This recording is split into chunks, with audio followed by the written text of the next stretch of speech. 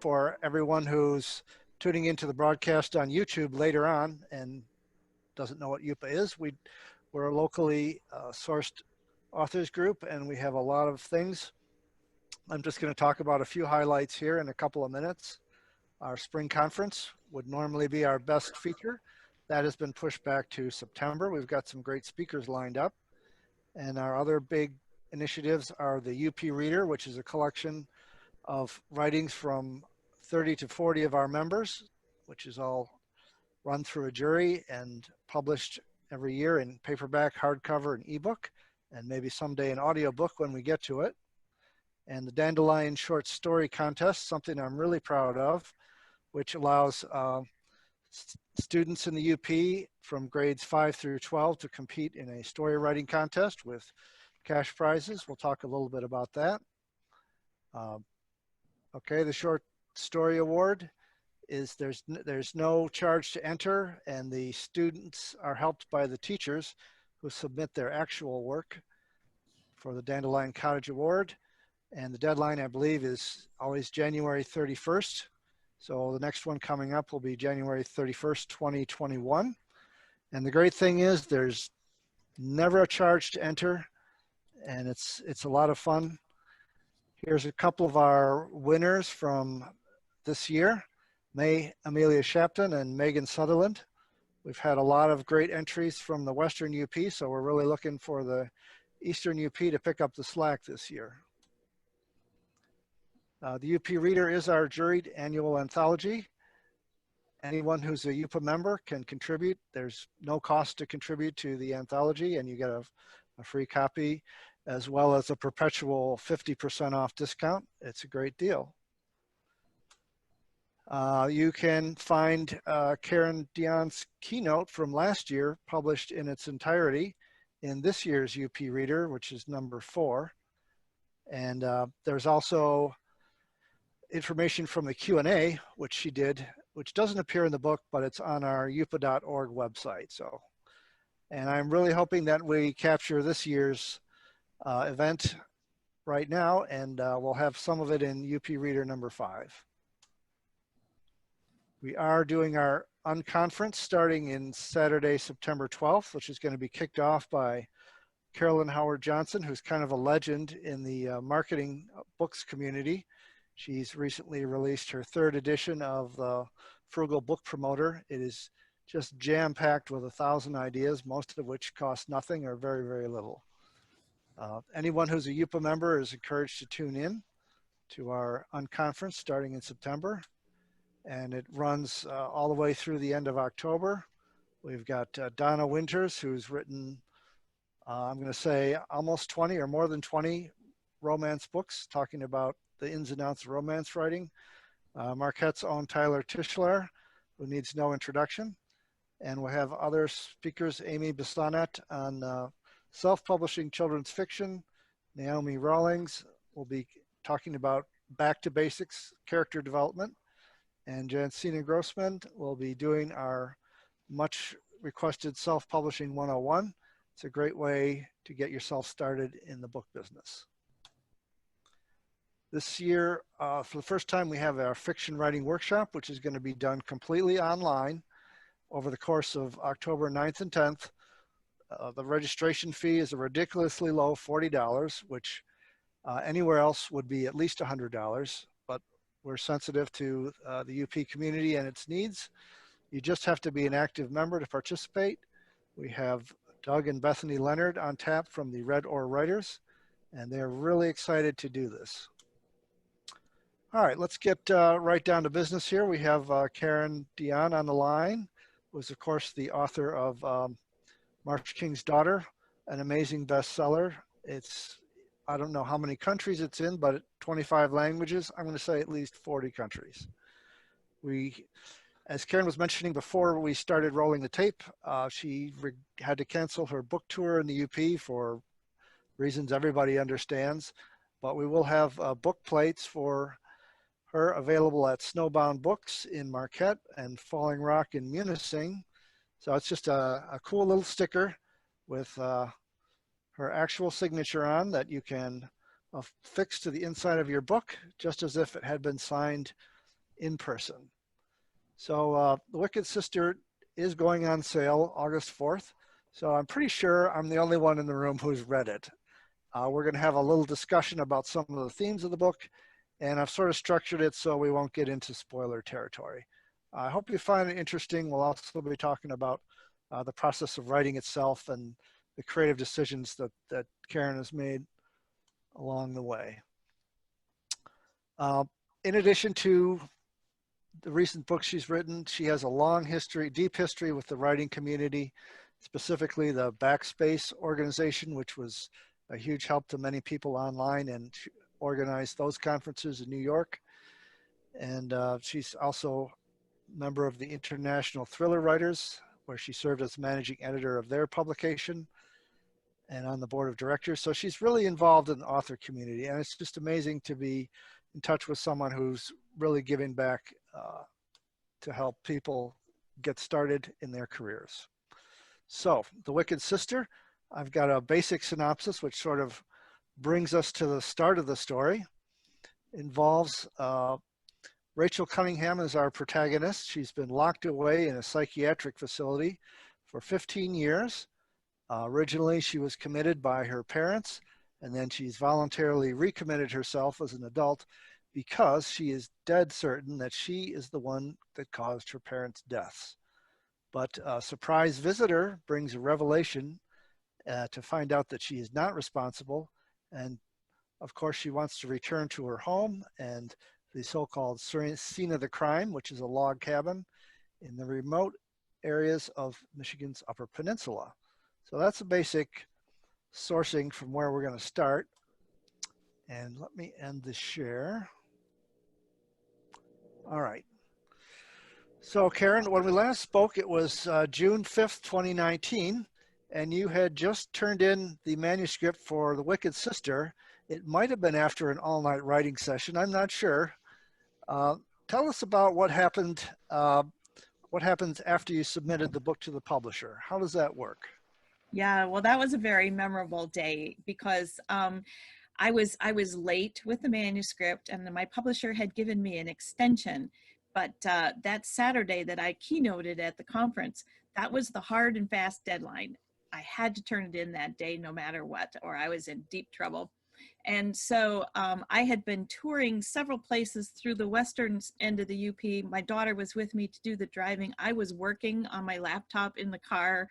Each morning I was getting up earlier and earlier. So the morning of the keynote, I got up at 4 a.m.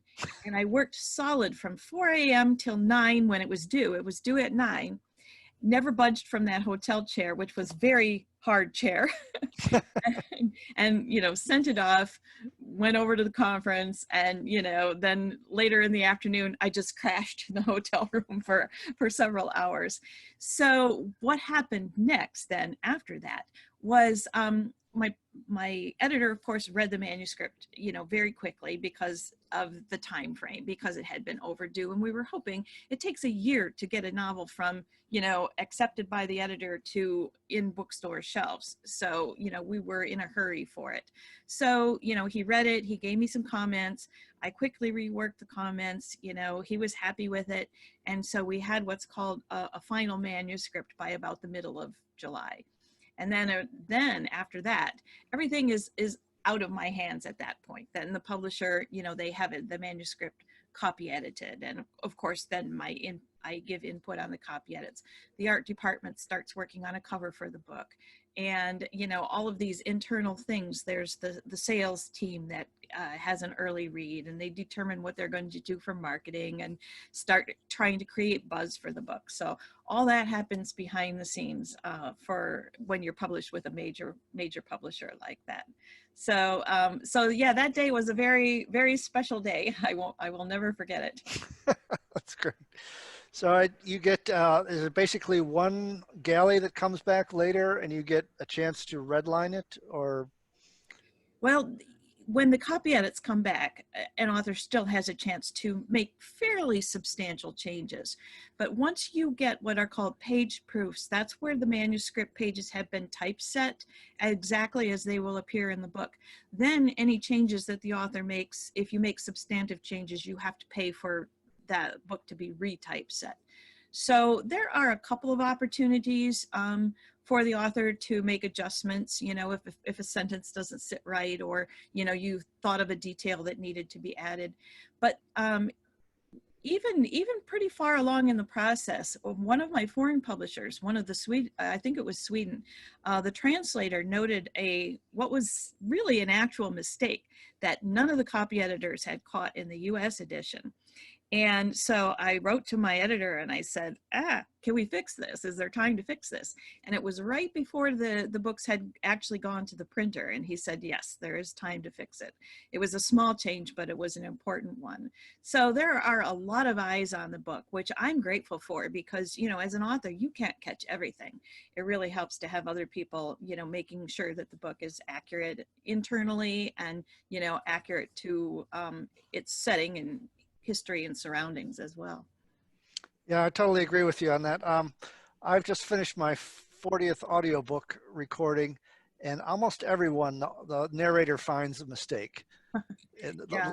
The last one, the detective met a witness twice for the first time. But anyway, that stuff happens.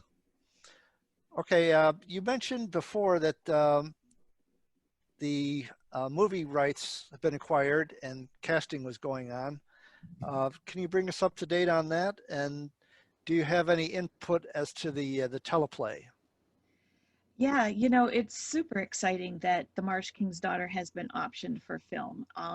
That's something that I never dreamed might happen, to be honest. As I was writing the book, I was writing a book. I wasn't thinking in terms of movie. I know some authors do. Sometimes they're imagining an actor or an actress, you know, as the character as they're writing. I did not. So it was a big surprise to me when there was film interest for the story. Uh, since that time, we've had 4 directors and 2 actresses attached to the project.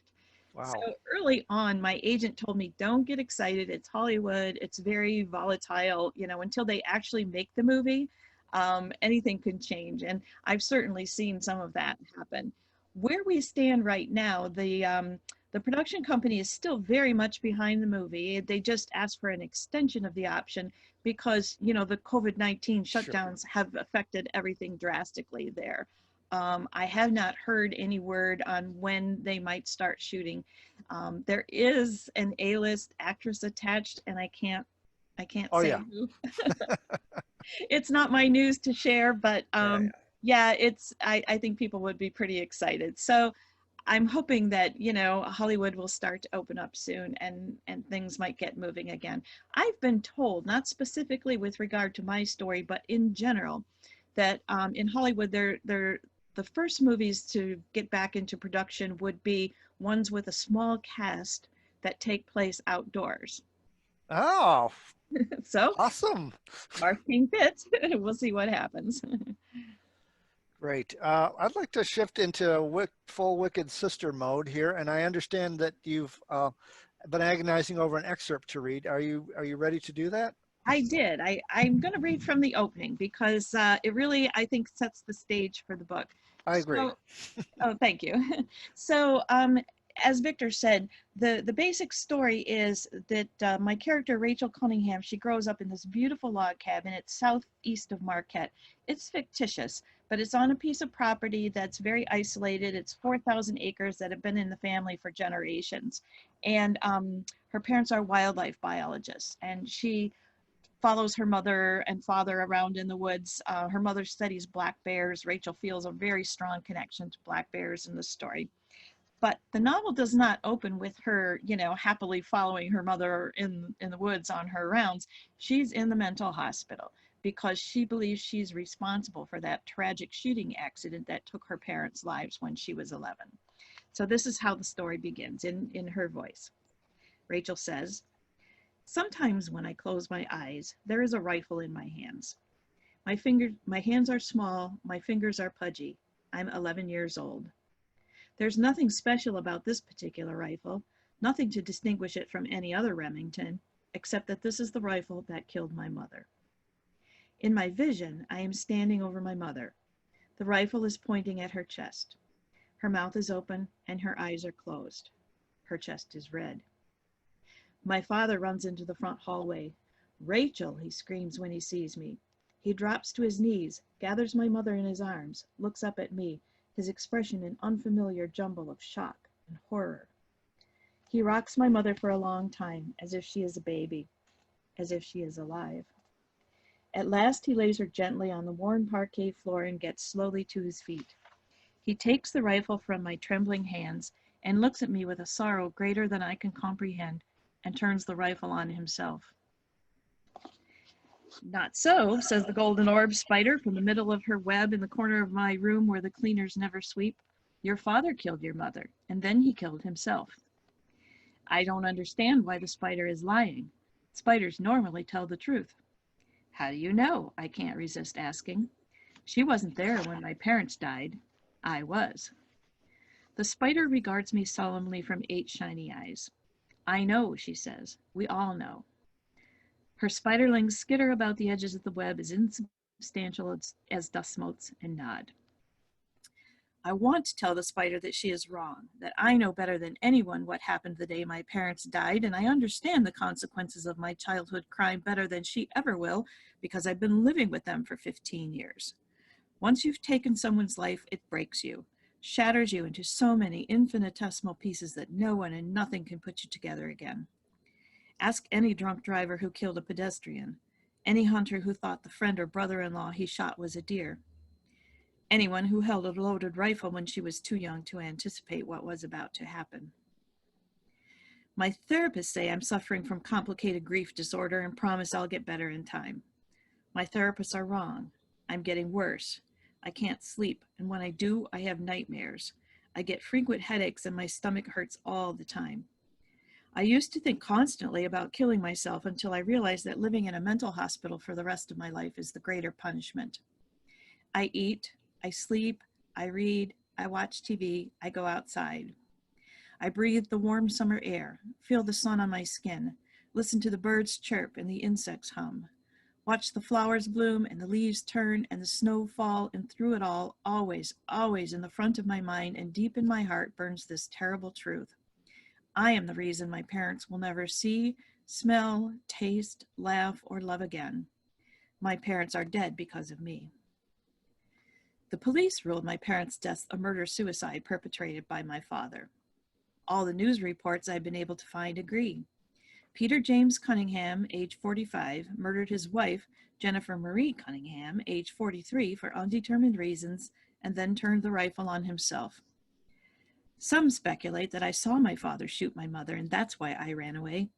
Others that I found my parents' bodies, and this is what sent me over the edge. I would have told them that I was responsible if I had been able to speak.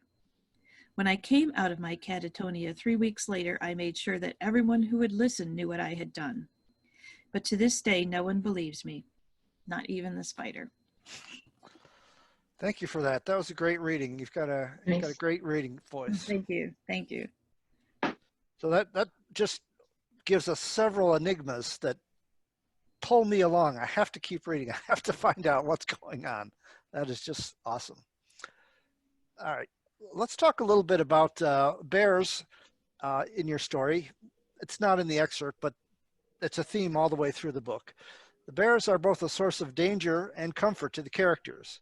For example, Rachel has a stuffed bear, and of course, there's a extremely rare white albino bear that she befriends. On the other hand, the bears are a constant potential threat to the family as they're studying them. Bear caves also play a pivotal role at the end of the story, and you even have a lot of detail on the Oswald Bear Ranch. Do you yourself have a personal fascination or a story about bears that you can share with us? Well, when my husband and I lived in the UP, we moved from the Detroit area as a young married couple in the early 1970s as part of the Back to the Land movement. And we built a little cabin while we lived in a tent and carried water from a stream and sampled wild foods. So I had not had any direct contact with bears. I could have. There was one day when I was heading for an old apple orchard behind our house where there were some blackberries. I was going to pick those blackberries and some choke cherries and make jelly. My infant daughter was on my back, in a backpack. And walking down the road, I came upon a pile of bear dung, and it wasn't too fresh, so I wasn't too worried. I kept going, but the piles just kept getting fresher and fresher. My. I decided that, running from a bear with my baby on the back, this was probably not a good idea. So, I turned around and went home. But I think what has fascinated me about bears is, for one thing, black bears are Michigan's largest predator. And it felt right to feature them in the book, but I wanted to feature them not as something to fear, but as, a creature to be respected. And so I did visit Oswald's Bear Ranch, to do research. And I talked to Dean Oswald quite a little bit and learned a lot about, what it's like to care for bears. I badly wanted to go inside one of the enclosures with him, but his liability insurance didn't allow it. So I had to just stand outside. It's probably just as well, but yeah, I like bears. And so it was a pleasure to me to give Rachel this particular love for bears as well, because it's always fun when your characters share something in common with yourself.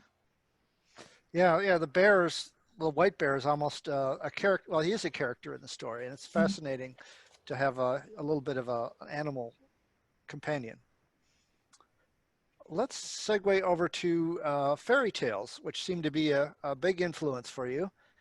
In this book, you've cited Rapunzel, Hansel and Gretel, Cinderella, Snow White, Sleeping Beauty, the Willow Wren, Red Riding Hood, Robin Hood and the 12 Huntsmen, and there's probably more I missed, and of course the Marsh King's Daughter. How do you see these ancient tales impacting us centuries on? Yeah, I think many readers cut their teeth on fairy tales. Show of hands, who read fairy tales when you were little? All the hands go up, right? Right. And I was no exception. I've got my childhood fairy tale books on the shelf behind me here, and I think I read them. These are the unabridged versions, and I read them when I was maybe 8 or 9. But the language is so lush, for one thing, and then I think the other appeal of fairy tales that makes them so timeless is, generally speaking, they end justice is served. So the protagonist of the fairy tale, it ends happily ever after, right? Mm-hmm. And the bad character gets their comeuppance. Generally speaking, there are exceptions, of course, and I think that pattern of storytelling is something that just really strikes a chord with us, no matter what generation we are. Cool. That's nice to see that kind of tradition sort of carried forward. Um, let's talk about the setting a little bit. More so than the Marsh King's Daughter, this book seems to paint a vibrant picture of the UP with its natural resources and history.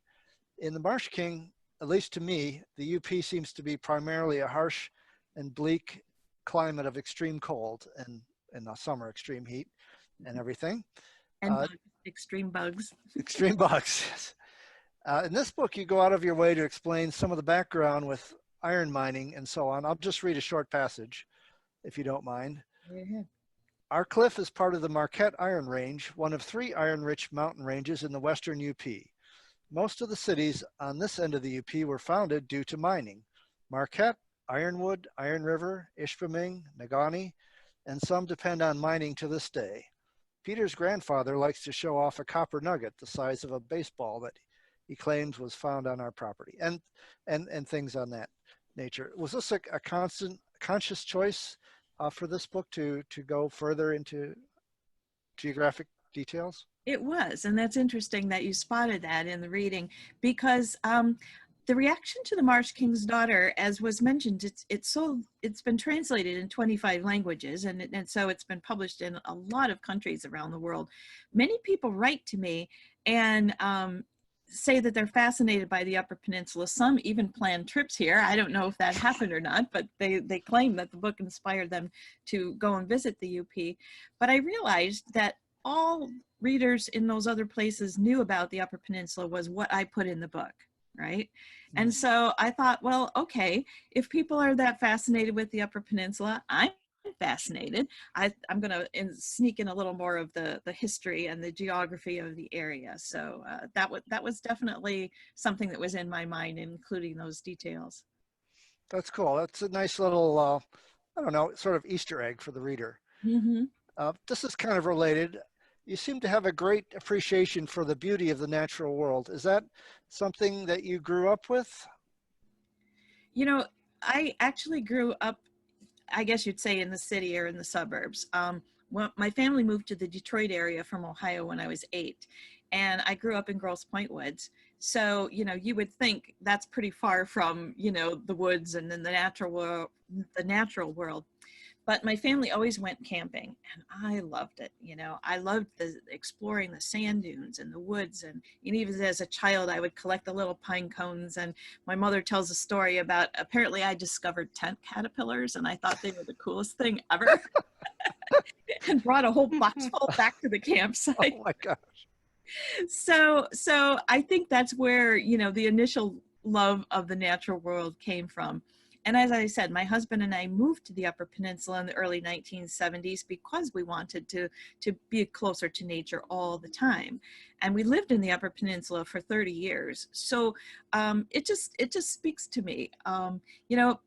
Everybody has their preferences, but I have sometimes said, if you were to show me 10 pictures of places that I could live, from the most congested, like New York City, to gradually the least congested, like a mountaintop in Tibet, well, I would pick the mountaintop in Tibet. There's just something about the emptiness and the natural world that really speaks to me. And so I love the Upper Peninsula, and it's been a joy to write 2 characters who also love the natural world. And interestingly, in the 3rd book that I'm working on now, it's set in Grand Marais, and Lake Superior features largely in this 3rd story.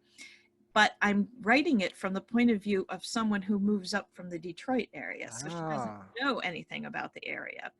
And so it's all first impressions, right? She's never seen a Great Lake before because she was a city kid. So I'm having fun with that, basically going back to that first year that we were in the UP and everything was fresh and new. That's great. Everyone loves a fish out of water story. It's the basis for a lot of series television. All right. I've got one more locale question, so let's get to that. It takes place on a family resort about 45 miles from Marquette. That reminded me of a famous naturalist, wildlife photographer, George Shiras III. His family retreat was called Whitefish Lake, which is now a state park in, I don't know, sort of the same area. Was the estate in the story modeled after any kind of real life retreat? I did not know about that when I created my little world. I knew I was going to set the book in the forest, and the Marsh King's Daughter takes place in the marshland, in the Tequamanim River Valley. And I wanted something that was the opposite. So in The Marsh King's Daughter, Helena lives in complete isolation and just basically a ramshackle old house. So what's the opposite? A beautiful mansion. And also, when my husband and I lived in the Upper Peninsula for a lot of years, we did furniture upholstery. So I've been in some of these beautiful log cabins, as a tradesman. And so I wanted to set it, the nice part about fiction is you can create it however you like. So I give this log cabin a copper roof and stained glass windows, and it's really over the top because it's fiction. You can make it up how you want. Later, I realized that Marquette has Granite Loma, which is like the largest log cabin in the world. And so I used some of the pictures from that as I was imagining the interior in The Wicked Sister. But was that setting inspired by them? No, but there are shades of that. But, when I heard about the estate that you're talking about, I almost felt like, well, yes, okay, I was on the right track when I made up mine. Yeah, the descriptions of the log cabin are so vivid. I feel like really puts me in the room. So Nice. love that part. Let's talk a little bit into the characterization. To me, this seems to be strongly a women's story. At least 5 of the major characters are all women, and the male characters are all somewhat tangential, and even the father figure of Peter Cunningham seems to be weak. Was that an intentional choice? I do tend to push the less important characters way in the background. I've noticed that. In The Marsh King's Daughter, of course, the story was all about Helena's relationship with her father, the Marsh King's daughter. And her mother is so um, beaten down and so ignored by the father and by Helena then too, because that's what she learns, that in the story she doesn't even have a name. So Right. I figured this time I'm doing pretty good. At least Rachel's father gets a name in this story. So Okay. I love stories about powerful women. So yeah, well, and this is called The Wicked Sister. Obviously, Rachel has a sister, and so the core of this story is their relationship. Um, Rachel's mother also tells her half of the story in the past, and she too has a sister. I had two sisters, so you know that's why it's a little female heavy, I think. cool. All right, let's get a little bit into the psychology of one of the characters, Diana, the psychopathic child. And I was doing some thinking about that. And the psychopathic child is a recurring theme over a lot of literature and film. I'm thinking of William March's The Bad Seed. Why do you think that is? And what does that say about believing that people are basically good, or at least born with a tabula rasa? Uh, any Yeah. thoughts on that? Um, my thoughts differ a little bit. So when I knew that Rachel's sister was going to be a psychopath, and that's not really a spoiler. You guys will figure that out pretty early on if you read the novel. Um, I knew that that's what she would be, but I wanted to depict her realistically. It isn't like in the movies where, a psychopath just goes around killing people because they apparently enjoy killing. The more that I read about true psychopaths, they don't enjoy killing. They don't get pleasure from it, but what they will kill if it somehow serves their purpose. So in the case of Diana, I wanted to show the tragedy of a family who has a deeply disturbed child, because when I knew a family that had they adopted three siblings. Sorry, Sure. stumbled a little there. They adopted three siblings, and the two younger siblings did very well in the new environment. But the older sibling, he had some serious issues, and he was violent towards his younger brother and sister. And eventually, at the age of 12, they had to institutionalize him. And to me, that's like a Sophie's choice sort of thing. How as a parent do you make this decision? You love your children, you love all of them, to send one away for the sake of the other two. So that's the core question that I'm working with in telling the story in the past from Rachel's mother's point of view. She knows that her daughter has you would say violent tendencies, or she's unrestrained. And so and she doesn't show any care and empathy. So at what point does the parent say, this is out of our control, we can't handle this? Obviously, because they end up dead, she waited too long. But that's one of the things that I wanted to depict in the story, was just the dilemma for the parent of a child who has severe issues like that, and what it's like to deal with that. Yeah, that's a fascinating thread to follow in there. I found it interesting that the psychiatrist says, and I'll quote, "It is important to understand that her condition is not your fault, no more than if Diana had been born with any other non-heritable birth defect." Mm-hmm. Mm-hmm. Yeah. So in my research, most psychologists say that psychopathy can't be diagnosed in children until like the age of 18. But there's a few and a growing number who feel that they can diagnose it in children as young as 3, 4, 5. So these tendencies do show themselves. And sadly, in the early parts of the book, most of the incidents that I have Diana be involved in are true. Other children have really done those things. So I won't get specific as to what they are, but it's a real issue, a real problem that shows itself early. Right. So that answered that question. Uh, Diana seems to follow the classic route where people on the road to becoming serial killers, they have a path of desensitization. They start out by hurting, you know, maybe frogs or small animals, and moving up the scale to people. Is this something that you found as a pattern in your research? Yeah, I don't see it that way. And this is probably a good time to explain. I've already mentioned that Rachel's parents, and of course her sister Diana too, they're wildlife biologists. So when Diana, even as a child, let's say dissects an animal, she's not doing it out of cruelty. She's doing it as a scientist would. You know, she's thinking, well, you know, I want to know what's inside. And so Ah, the things that she does are basically like a scientific experiment, but without that filter of, you know, wait a minute, I'm killing this other creature unnecessarily, or whatever else it might be. So it, like I say, it's a more cerebral than an emotional thing with her. So I don't see it as so much as escalating as just her life is one big experiment trying to understand the world, and it might involve harming something or someone. got it. It's like an extreme detachment. That's Yes, very right. interesting. That's right. Let's talk a little bit more about the character development. I first ran into the idea of an unreliable narrator in some old film noir movies where things are told from one person's point of view, and then there's like a huge shift, and then you think, well, maybe that's not right. Mhm. It's a literary tradition that mixes reality with delusion or fantasy.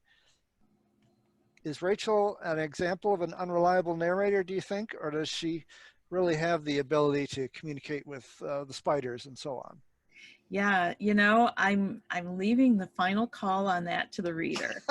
Somehow I knew you would. Yes, yes. The thing is, we've all known of people who have such a strong connection, usually not to all animals, but one particular one, that, you know, where does the idea of a horse whisperer, or, you know, these people who are like so connected to lions or tigers that they can just interact with them in amazing ways. So, you know, I'm thinking of that. However, Rachel has had severe trauma as a child, and she made no effort to get better for a lot of years. So maybe it's all in her head, and that's going to be up to the reader to make up their mind. Well, it's always good to leave some things open-ended.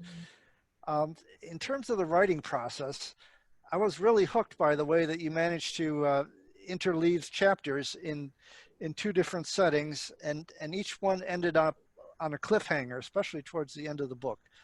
Uh, that must have been difficult. Did you have a way to work that out? You know, cliffhangers are fun, especially, you know, if you're writing suspense or thrillers or psychological suspense, because, you know, you carefully bring the reader to this moment, and then you don't let them have the resolution yet. And so when you're interweaving two storylines, past and present in this case, it makes it even more powerful, because not only do you break the chapter at this climactic moment and not give the answer in the next chapter that would have been sequential, you go to the other character and you make the reader wait another chapter before they get the continuation of that. So it's something that I actually find easy to do, and it's fun. I'm a very nice person in real life, but I guess I do like to manipulate my readers. So what can I say? Certainly makes it hard to put it down because Oh, thank you. you want to get back to that thing. Let's talk about firearms are a huge part of this book. Each character has their own relationship, as it were, to firearms and rifles in particular. I'll just read a brief passage. And yes, as it happens, I do know quite a lot about rifles. As I sat on my grandfather's lap, he taught me each rifle's name and what it was used for. 22 long rifles for small game, Winchesters and Remingtons for medium game, larger rifles for wolf and deer, all the way up to the Mannlicher Schnauer, big bore capable of bringing down a rhino. Did you use guns growing up or at any point? Or... I've never touched a gun in my life. So those parts of my novels obviously have to be researched. Going back to the Marsh King's Daughter, this is a family that lives off the grid. So of course they do hunting and fishing. And so I had to watch a lot of really ugly YouTube videos, you know, of skinning animals. And I would go to discussion forums to get the language for, you know, shooting and hunting, because you can read an article about hunting and that's got there's a remove. But if you hear people talking about it on discussion forums, you can pick up the tone of the language that they use. And so I was very intimidated to write my first scene where Helena kills her first deer at the age of 6. It happens in the winter because they have no respect for hunting laws. And I could easily write her, walking across the frozen marsh and what the air feels like, and imagining the fish, below her, and a crow cawing. All of that was fine. But, to actually hold a gun and what it feels like to shoot it and then see Sure. the deer, that I know nothing about. So, but I wrote the scene, and when my writing partner at that time found out that I did not hunt, she had her husband, who does hunt, read it, and he gave it a thumbs up. So I was happy about that. And I think it's funny because much later, after The Marsh King's Daughter published, I was contacted by a DM at Facebook from an author who I don't know personally, and he writes what I call boy books, military, shoot 'em up, this sort of thing. And he told me that he was reading and enjoying The Marsh King's Daughter. And he said, he doesn't usually tell people this, but he said he's been an avid hunter all his life. And he said, when he read the scene where Helena is learning to track and where she shoots her first deer, he said, "I knew you were a hunter too." Well, you really pulled it off then. I did. I did. I did not give away my secret. I guess I just did now. So, if he's watching, sorry about that.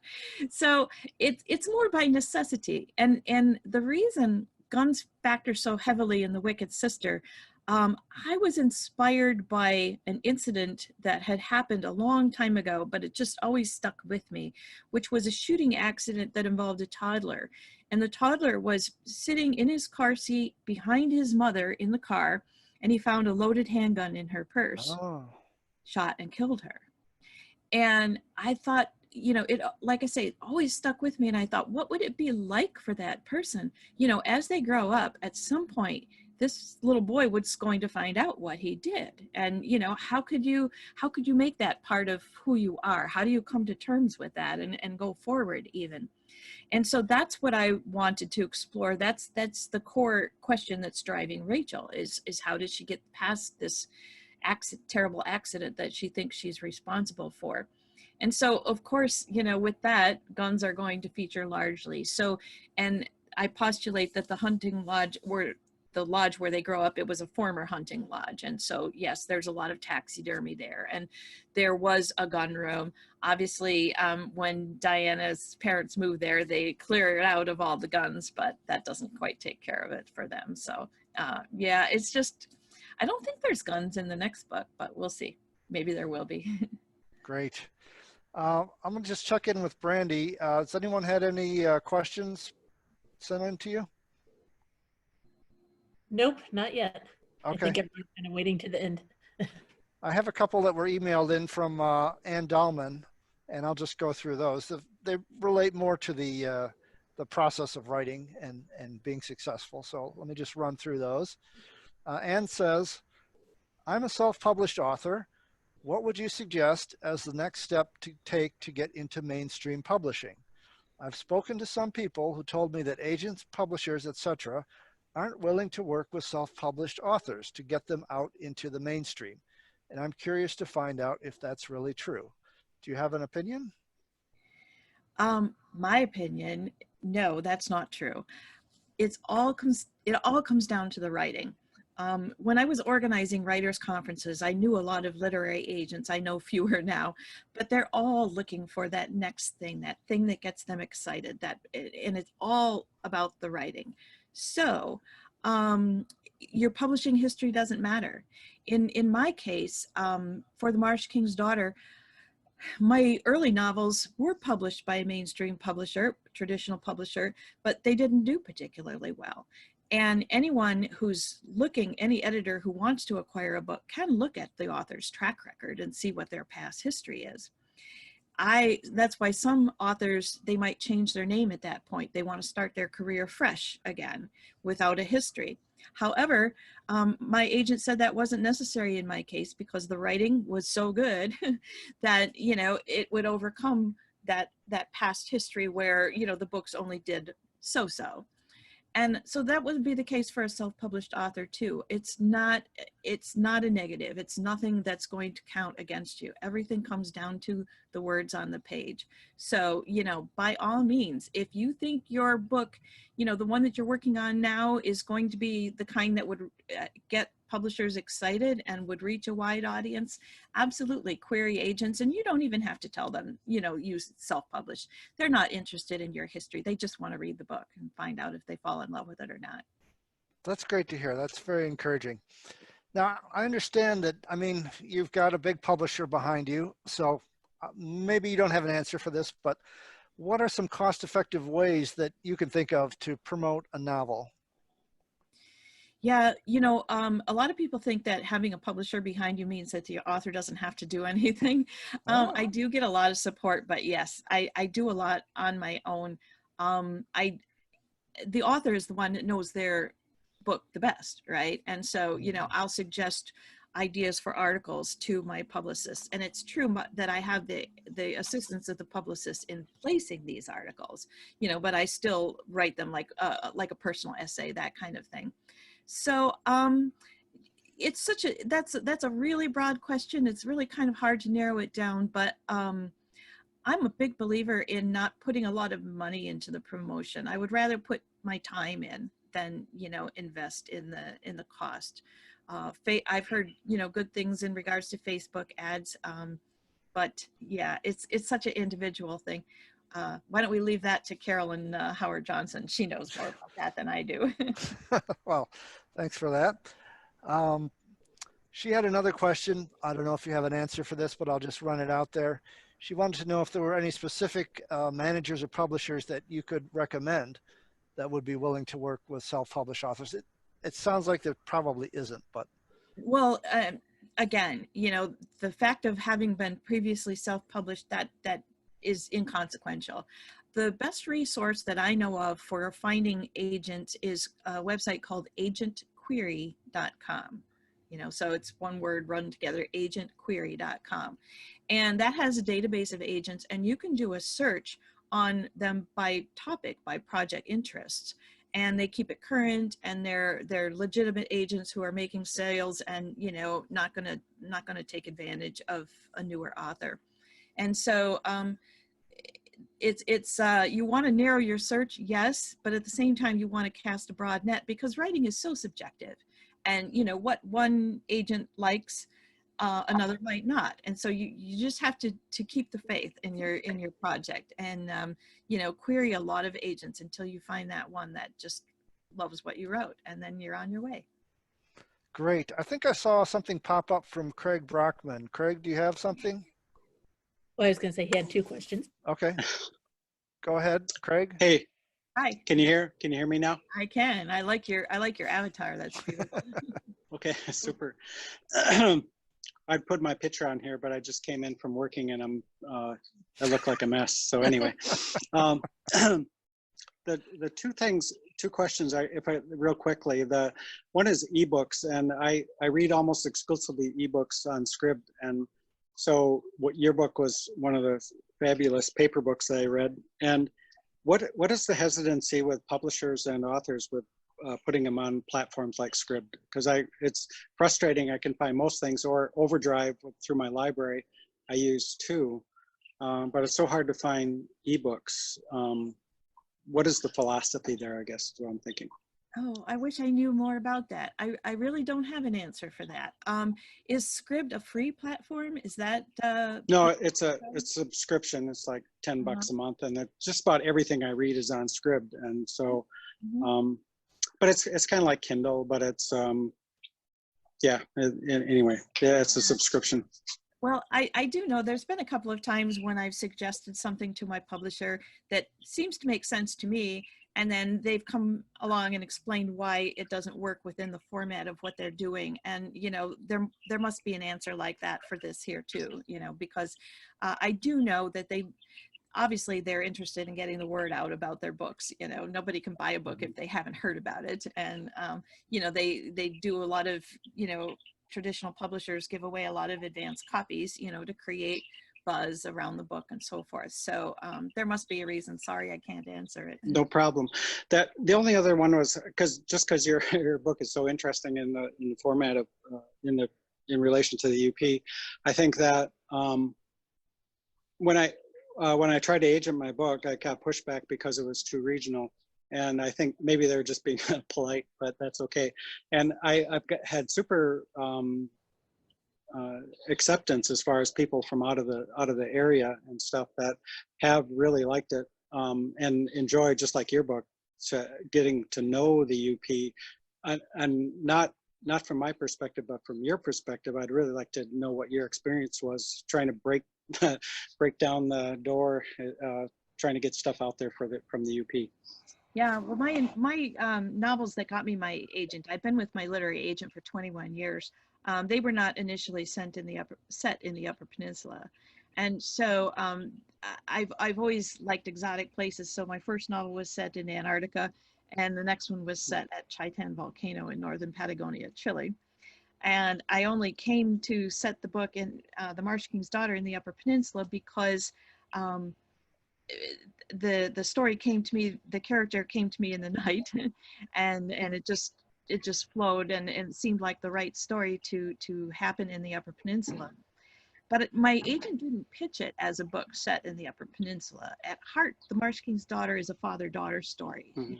And so the setting, while certainly it's a major part of the book would not be the same if it was set anywhere else.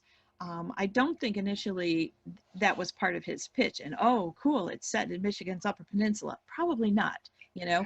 He was talking up other aspects of the story. So if you think the regional aspect was a turnoff, maybe just don't emphasize that in the query, and, you know, shift it to the characters, because it's really the characters that matter in the end anyway. And if you want, mention that yours is, I'm assuming yours is set in the Upper Peninsula also. Yeah, it's self-published. You know, say, hey, you know, author Karen Dionne has had great success with her book set in the UP. All right. Yeah, super. Yeah. Thank you. Sure. Thanks, Craig. Do we have anything else from our studio audience? No one else has written or raised their hand. Okay. All right. Well, thank you, Karen, for taking out an hour of your day on a beautiful Saturday in the middle of summer. I can't thank you enough, and it's been a lot of fun to talk to you again and hear what you're up to. And I cannot wait to see your third book set in Grand Marais. You do have one? No. Well, thank you so much. Is another question? I hear some chatter in the background of another question, possibly. Go right ahead. I'm here. Sorry, Karen, I just didn't shut off my mute. So here it goes. Okay, it's fine.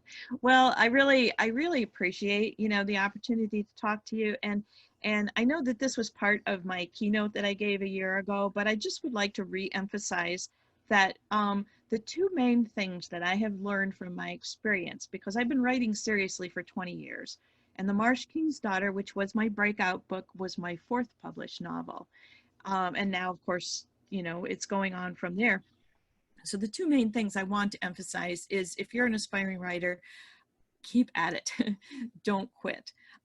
There were a lot of times when, over that 20-year period before The Marsh King's Daughter, I thought, well, you know, maybe what I've had is as good as it's going to get. Maybe that's all I'm going to do, you know. And I had a couple books published and mass market paperback. Yay, you know, that was really fantastic.